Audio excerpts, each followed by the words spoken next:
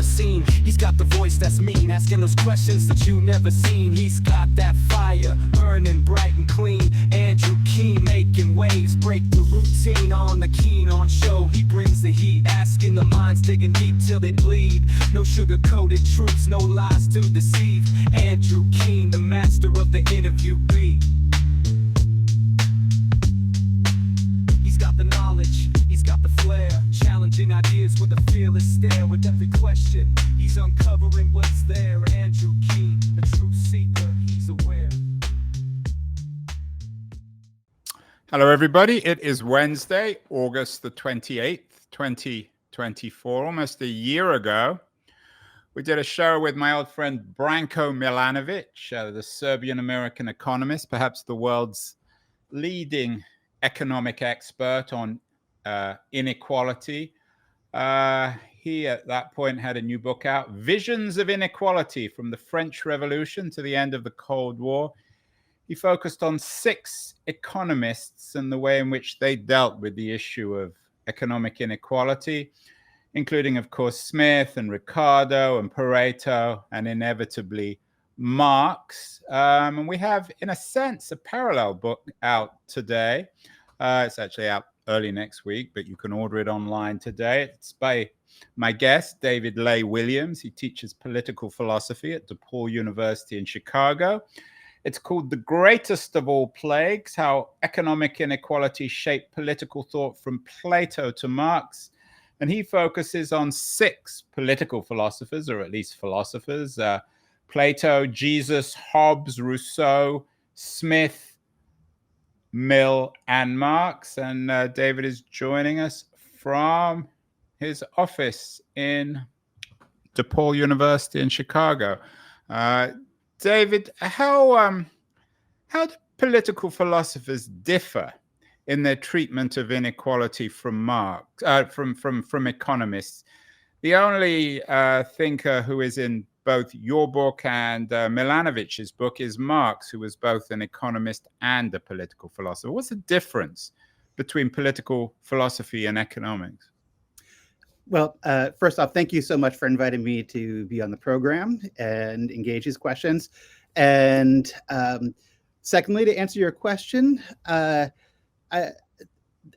think there's one fundamental difference between my approach and the approach of economists to this question. Although I think having both of these approaches out there can be mutually beneficial, as economists are often looking for.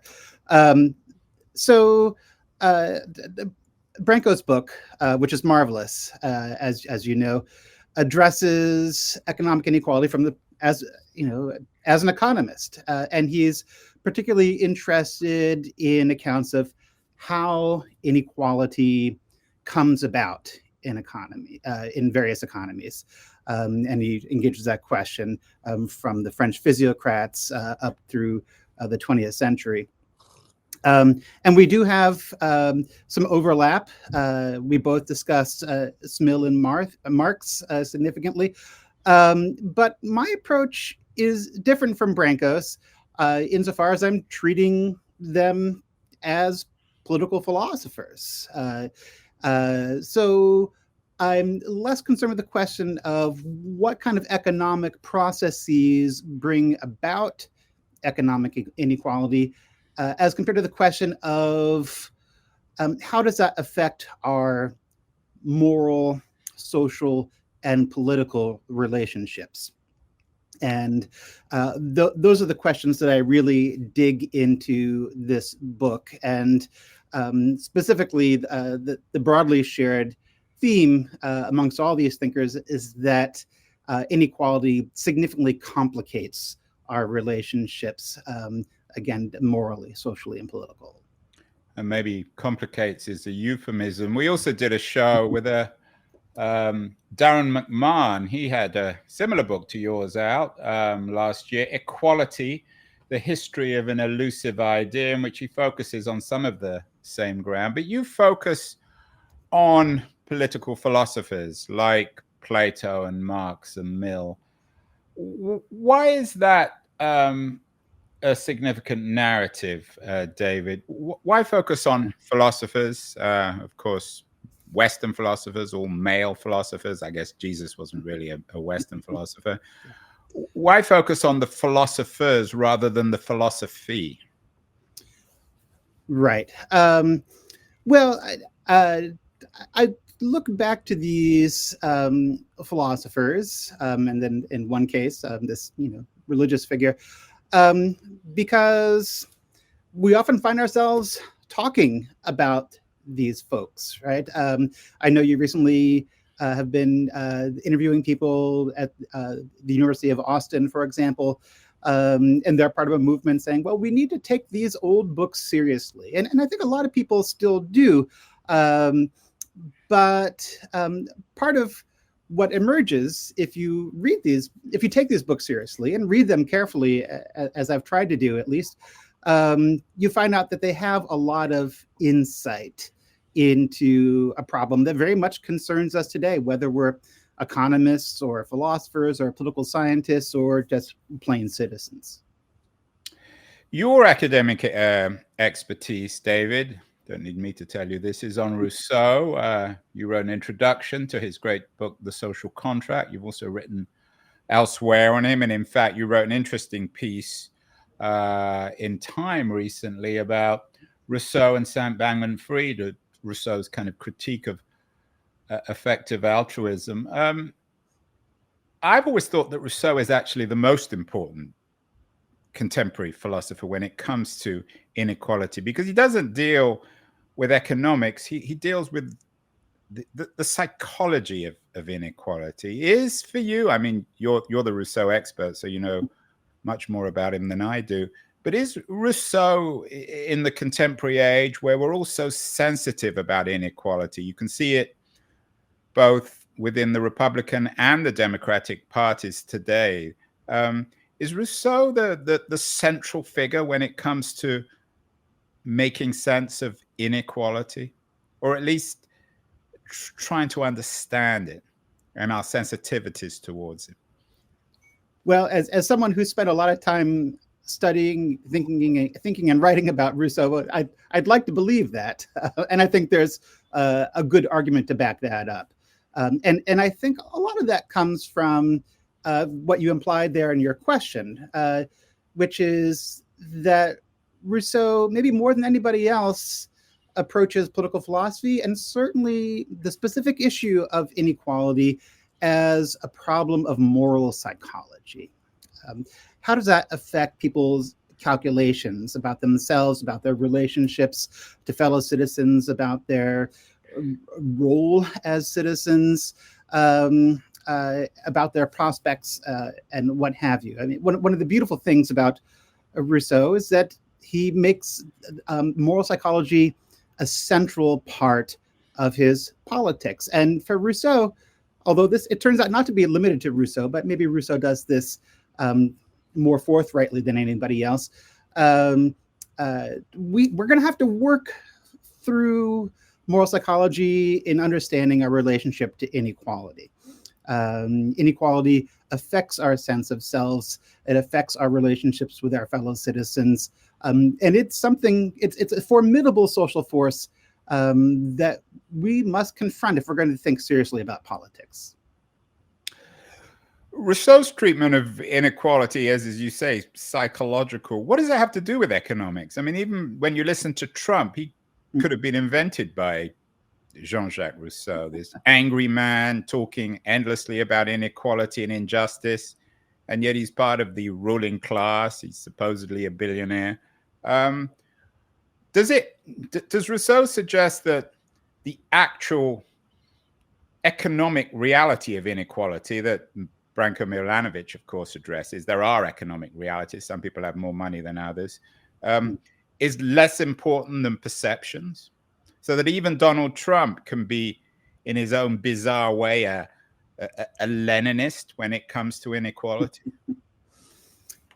Well, perceptions of inequality certainly factor into the psychology of inequality. So there was a study done a few years ago by a social scientist measuring the effects of having a first class section on airplanes and how it affected relationships with the passengers on the planes themselves. And they found that where passengers had to coach passengers specifically had to enter the plane and walk through the first class section, they became increasingly agitated and more prone to bickering and arguing and even fighting on airplanes, to the extent of it would be equivalent to generate the same effects. It would be you would have to make people endure an 8-hour flight delay to feel that agitated as they did from just walking through first class. Interestingly, the same study also acknowledged that there were some airlines where you can enter through the back of the plane, and those coach passengers never have to actually see the people in first class, and that significantly reduced tensions on those airplanes. So the perception of inequality matters very much. Yeah, and it's interesting when you give that airline. I think I've heard of that study. Mm-hmm. I as a frequent traveler, have often sat in first class, but I've often sat at the back of the plane too. And there's the alternative experience when you're in business or first class and you see the lumpen proletariat tramping through the aircraft to the back. It makes you feel so much more virtuous and pleased with yourself. So it certainly compounds class divisions, doesn't it, aircraft? It certainly does. It certainly does. So let's, David, the book is called The Greatest of All Plagues. And you borrow the term from a man who I hope everybody is familiar with, Plato. Tell us how Plato used this term and why he used it. Yeah. So I'll first acknowledge that Plato, well, some figures in this book will be fairly intuitively placed in there. Readers would expect to find chapters on Rousseau and Marx, for example. Others are less expected, perhaps, and Plato may be the least expected of them because Plato is often thought as anti-egalitarian, somebody who wanted philosophers to rule and was comfortable giving philosophers all the power. And that's not wrong. But one of the issues, one of the themes that comes up in the book is the fact that there are different dimensions of equality, and philosophers have known this for a while. So being politically inegalitarian doesn't necessarily make you economically inegalitarian. And so Plato is very much drawn to arguments for equality, partly because of the circumstances of his own lifetime. Plato, even though he was born into a relatively rich and well-connected political family in ancient Athens, lived through a lot of turmoil, including the Peloponnesian War, among other things. And the Peloponnesian War itself included a series of class-based revolutions, a war of the rich against the poor, followed by a war of the poor against the rich, followed by a war of the rich against the poor. And the frequency of these revolutions, all of which were very explicitly class-based, alerted Plato to the problem of inequality. David, does this touch on the Sparta versus Athens debate? Plato, and again, please correct me if I'm wrong, but I always understood Plato as certainly being more sympathetic to the Spartan model than Socrates, who, of course, he wrote about, and he was a student of Socrates. Does Plato suggest that the Spartan model of an authoritarian place of economic inequality, but very few political freedoms, the absence of democracy, is in some ways, in political, philosophical terms, more attractive than the inequalities of democratic Athens? So he's he's well aware of both traditions, of course, being an Athenian on the one hand, but being a well-educated man. He certainly knew a lot about Sparta. After all, they had just fought a very long war against the Spartans, and he was certainly attracted to elements of Sparta. In fact, I talk in the book a bit about the perhaps mythical ancient lawgiver of Sparta, Lycurgus, who arrived as a legislator in ancient Sparta to address a problem very specifically of economic inequality, as if we're at least to believe the account of Plutarch, for example, which was a story that was broadly shared in the ancient world, including Plato's own time, in which Lycurgus was compelled, as he thought, to confiscate all property from the Spartans and redistribute that property equitably, along with a host of other laws that were intended to maintain that equality. And a lot of these reforms we find actually in modified to a degree, but very much present in Plato's last and maybe least read work or dialogue. And what about Socrates? Did he address the issue of economic inequality? Was he more interested in the search for truth and the sort of the epistemology of data, shall we say? Sure. Socrates doesn't address it, so far as we know, at least, in a direct way, but in an indirect way, he very much addresses it, because Socrates always is upfront about his own personal poverty, right? And who are the people that he tends to pick on in the Athenian agora or the marketplace? He tends to pick on the rich and powerful, right? And the implication in Socrates' engagements is just because you're rich doesn't mean that you know anything, at least of the things that really matter. And I think that degree of punching holes in the egos of the rich and the proud certainly made some kind of impression upon his student Plato. So Socrates lived poverty, or at least lived a life which reflected his ideal of a degree of economic inequality, rather like Jesus. Many people see a connection between Socrates and Jesus. Jesus is not a political philosopher, although he's inspired political philosophers, Christian socialists. Is the Jesus in your book a proto-Christian socialist?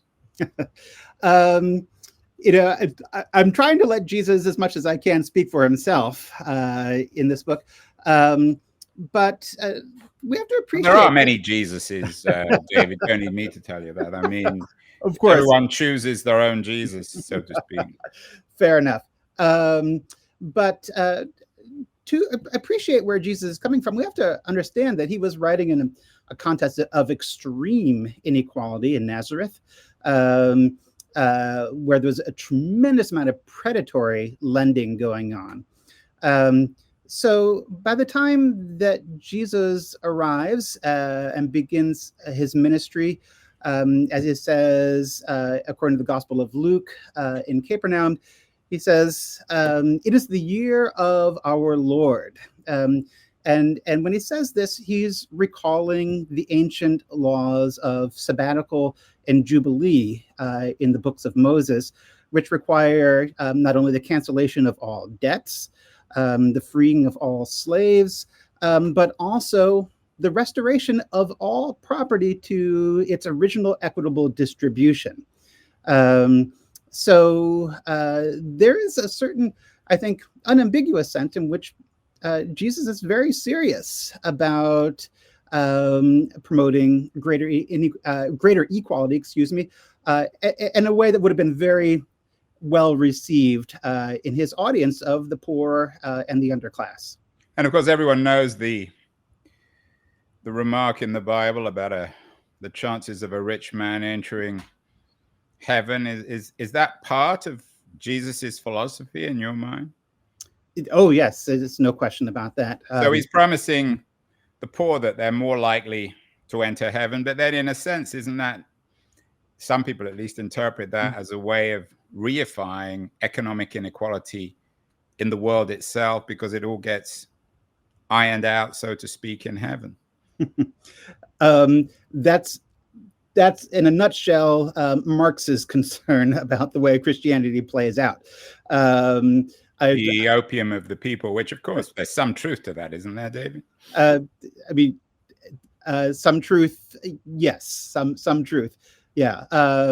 But I do want to say I don't think Jesus thought necessarily along those lines, as he urged rich people to get rid of their money right now if they want to make good with God and win God's favor, which is why he is constantly imploring to the rich to abandon their wealth so that they can focus on spiritual richness or spiritual wealth rather than material wealth. If there is an antithesis in your book to Jesus Christ, it's the 17th century English philosopher Thomas Hobbes, author of Leviathan, one of the more reviled figures in history. I mean, it's interesting you didn't include Machiavelli, probably could have put him in this too. Why is Hobbes important in terms of the way in which economic inequality shaped political thought? Yeah, that's a great question. And the answer, I think, is implicit in the very posing of the question, which is to say that no one seems more extremely the opposite of Jesus than Thomas Hobbes. So if it turns out that Hobbes is also an egalitarian in the broad sense, it's just as Jesus and Plato, who's the opposite of Hobbes in many other respects, this begins to tell us a story about the importance of these critiques of inequality, regardless of what the overarching philosophy or theology is. Plato certainly wants us to achieve justice and a civic harmony. Jesus wants us to love God and love our neighbor. Hobbes is coming from a very different place. He says we just need to stop wars and we need to stop killing one another. Yet he arrives at the same conclusion. He says if we don't want to kill each other, then we've got to achieve a certain degree of economic equality. If we put all the money in a small set of hands, you're going to make the rich act as if they are unaccountable, and the poor will be overcome with envy and stoke up sedition and revolution. So are you presenting Hobbes? You don't include Locke in this. Locke is, of course, for many people, the founding father of American liberalism. Hobbes and Locke are often spoken about in the same sentence, although they're different. Are you suggesting that Hobbes, in his own way, is a more radical political thinker than Locke, with his fetishization of property? Yes, I think that a lot of philosophers would probably agree with that assessment. Hobbes is really making the biggest break with the scholastic world on a number of fronts.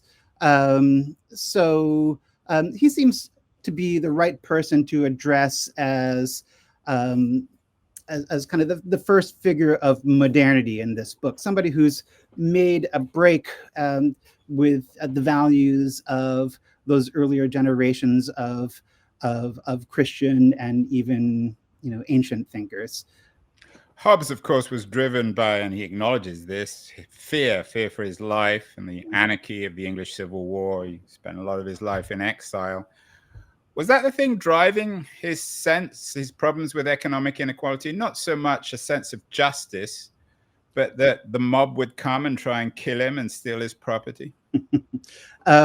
He's absolutely concerned about the ways in which inequality would stoke political tensions, violence, and even revolution. And to be sure, if you read Hobbes outside of Leviathan, look on the history of the English civil behemoth, Hobbes is more explicit about this, and he says, look, a lot of this has been driven by this emerging class of wealthy merchants.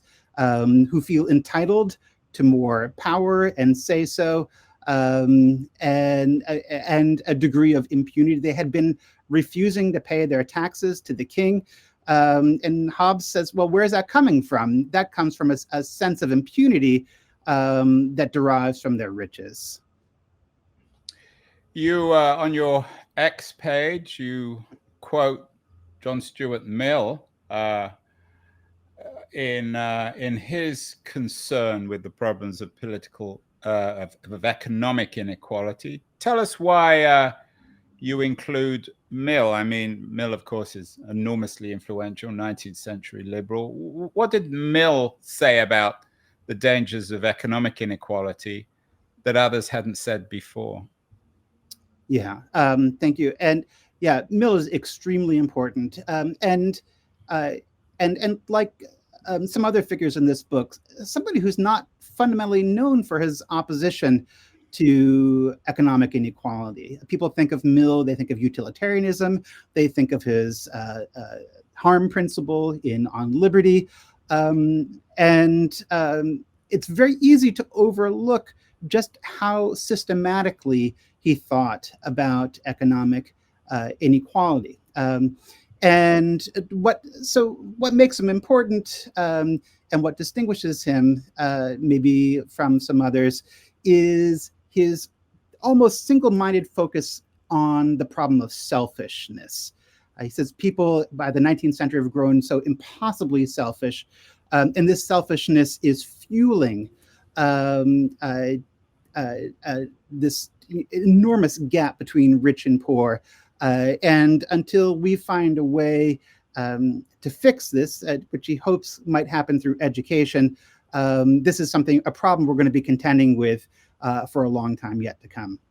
You, as I said, you quote in your book, you quote Mill's autobiography. Mill himself worked for the British East India Company, a colonial economic force, which some people would argue stole the wealth of India. Did he ever turn the camera on himself and recognize that he was part of the problem of a broader problem of Western colonialization or capitalism? He was a wealthy man in his own way.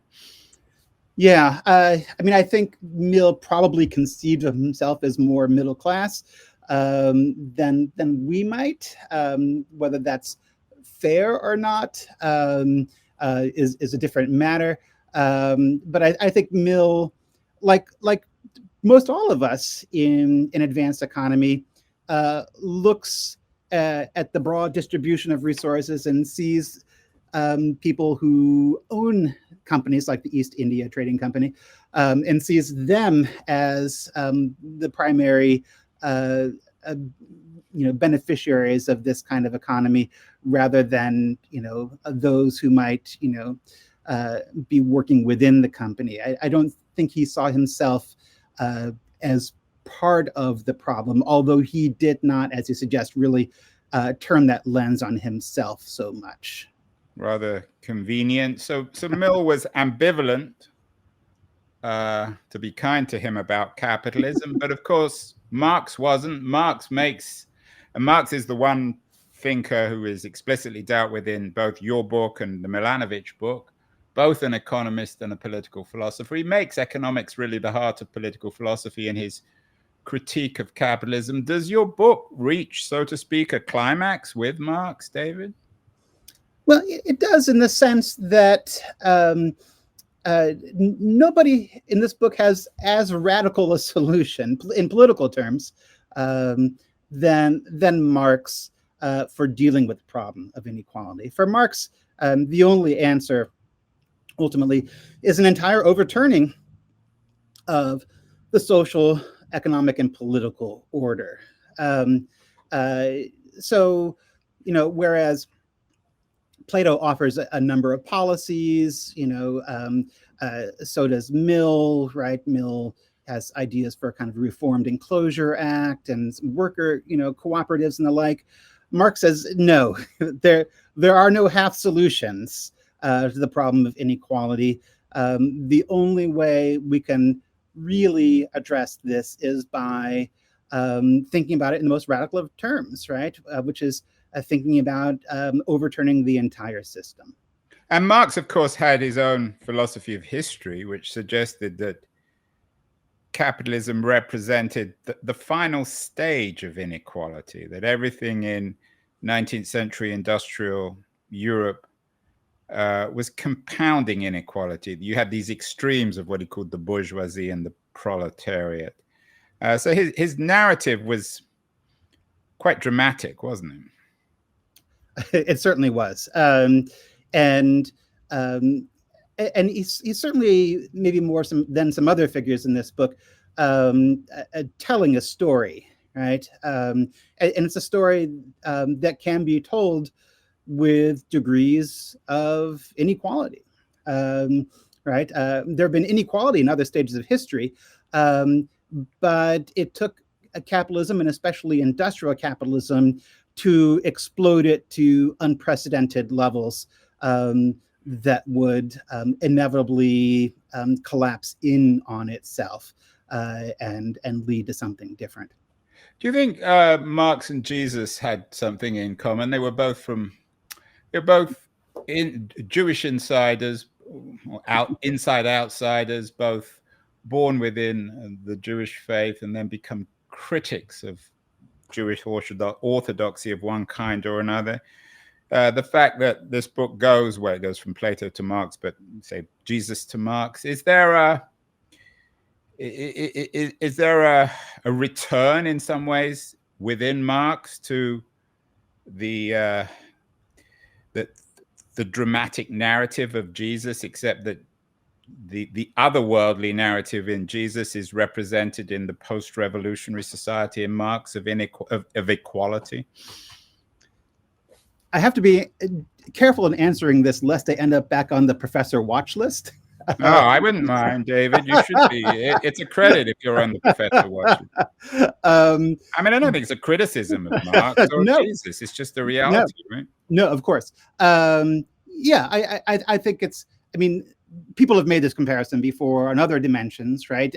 Certainly in terms of the sheer volume of followers, at least into the 20th century, you'd be hard pressed to find two more influential figures in the whole world than Marx and Jesus. And so that raises questions about, well, what did they say that so resonated with hundreds of millions, if not billions of people? And I think in this broad sense, right, I mean, they both do speak to the concerns of the poor, the oppressed, the indebted, and certainly they're both coming from a Jewish tradition, though Marx wasn't really raised Jewish because his father had to convert for professional reasons, but it's part of his family background.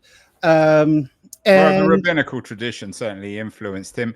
Six men, David, don't need me to tell you this. Some women might be watching or reading your book and thinking, what about the female angle or a feminist critique? Many contemporary feminists are interested in economic inequality. Are all these six figures in your book, are they all approaching economic inequality from a male perspective? Certainly, Mill was a proto-feminist, wrote strongly in favor of the rights of women in his work. Marx spoke also about the role of women in a post-revolutionary society. But there is a certain masculine quality, at least to your book. Yeah. So it's certainly true, right? The main reason I picked the figures I did was because this book was written specifically to these figures who are broadly known, right, and are still taught pretty universally in introductory philosophy classes or political theory classes or intellectual history classes.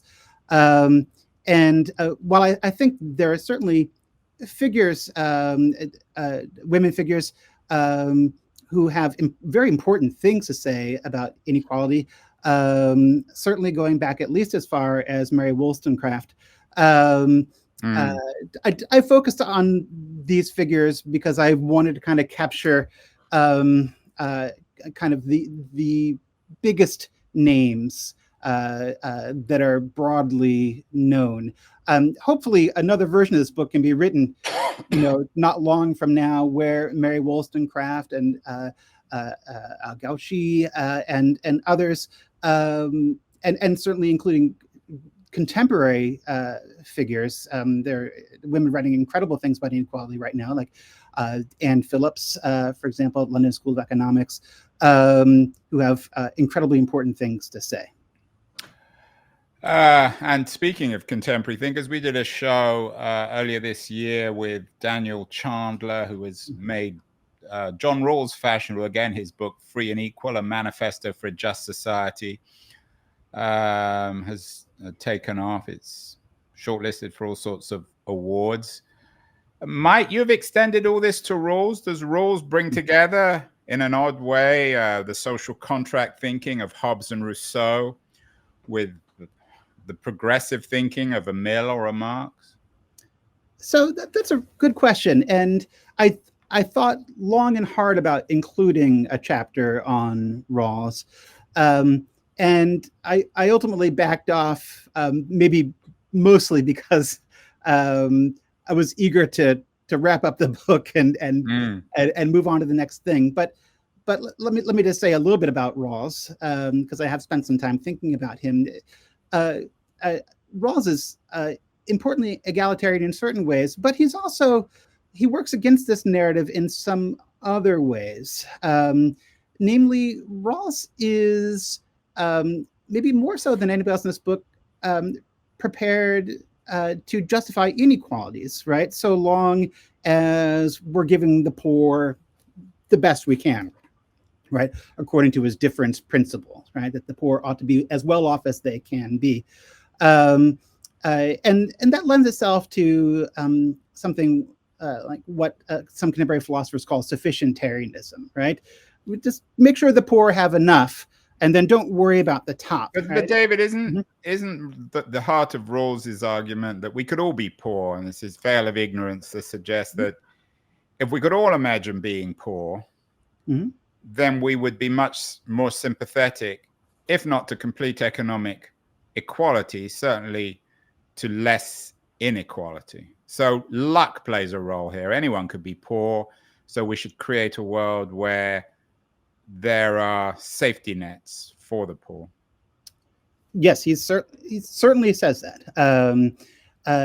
But he also presumes, and I'm not sure this presumption is correct, or his moral psychology is just right, when he says that people still won't care about how much money the richest people have, right? Which takes us back to the airplane, right? I don't think Rawls thought through the airplane scenario. What is it like? I don't know if he flew much, Rawls. He was too busy writing books at Harvard.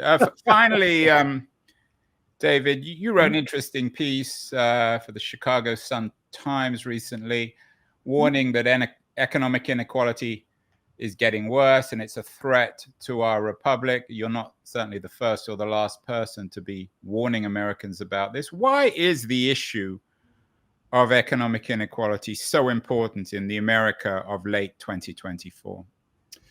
Well, it's so important because it's honestly worse than it has been in a long time, right? As social scientists, economists, certainly including Branko, but also people like Thomas Piketty, have been telling us, look, economic inequality has been escalating at a rapid pace, such that it's as bad as any time since the Gilded Age. And because of this rapid growth, I think we're really compelled, whether we want to or not, to be thinking about this issue. Circumstances impose this consideration on us. And finally, David, how to fix it? I mean, you're in Chicago, the Democratic National Convention, the certain kind of circus was recently there. These issues were discussed. Issues of tax were touched on. The Republicans were up the road in Milwaukee addressing similar issues in some ways. What's your fix for all this? Higher taxes on the wealthy, redistribution of wealth? How would you deal with this personally? Oh, you put me on the spot here. Well, that's why you come on the show, David. You know, I don't know if I'm going to have the best answers to these questions. I could imagine other people. Well, let me rephrase the question then. You Mhm. chose 6 philosophers: Plato, Jesus, Hobbes, Rousseau, Mill, and Marx in your book. Of the 6, whose political philosophical analysis of economic inequality is most useful in 2024? I'll give you an answer to that one, and I'm going to give Plato as the answer, because Plato, as well as anybody, says, "Look, I have ideal notions of what kind of equality we should have." He said, "Ideally, the richest person shouldn't have more than 4 times the wealth of the poorest." But he also says that being ideal, you can't simply impose that all at once on a society that's already much more unequal than that. If you want to address that problem, and it's already gotten significantly, developed, that inequality, then you need to find buy-in from the richest people in society. People who are somewhat embarrassed or ashamed of their great wealth. And to this, I think we might point to people like maybe Abigail Disney, Warren Buffett, and the like, who are obviously extremely wealthy, but are also embarrassed by this fact and feel like we need to do something about it. Plato says you need to co-opt those people, get them to make the case to their friends. And then you can begin the real reforms of bringing about greater equality. So is that an American version of, if not socialism, more equality, the Carnegie version? You spend half your life making money and the second half giving it away? To a degree, although I think ultimately Plato would like to arrive at a society where no one ever gets that rich. If you've already got it, by all means, get rid of it. But even better, to work towards a society where people don't have that kind of extreme wealth. Well, David Leigh Williams, the author of The Greatest of All Plagues, How Economic Inequality Shaped Political Thought from Plato to Marx. Important book, important question, important conversation. Thank you so much, David. Congratulations on the new book. We'll have to get you back on the show after the election to see how things get resolved in terms of economic inequality. Thank you so much. That sounds good. Thank you. Bye-bye.